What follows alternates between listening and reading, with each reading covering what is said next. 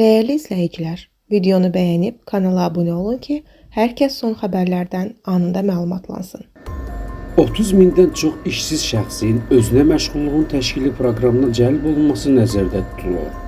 Xəbər verilişi bu fikirləri Əmək və Əhalinin Sosial Müdafiə naziri Anar Əliyev ASİV-də yayınlanan Hədəf proqramında sualları cavablandırarkən deyib. Nazir vurğulayıb ki, 2017-ci ildən etibarən 100 mindən çox işsiz şəxs özünə məşğulluğun təşkili proqramına cəlb olunub. Birinci məşğulluğa dəstək proqramının icra başçısı çatmaq üzrə. Birinci məşğulluğa dəstək proqramının icrası başa çatmaq üzrədir. Bu proqram çərçivəsində 26,7 min şəxs aktiv məşğulluq tədbirlərinə, yəni özünə məşğulluğun təşkili proqramına cəlb olunub. İkinci proqram isə 2025-2029-cu illəri əhatə edəcək. Proqram çərçivəsində 30 mindən çox işsiz şəxsin özünə məşğulluğun təşkili proqramına cəlb olunması nəzərdə tutulur.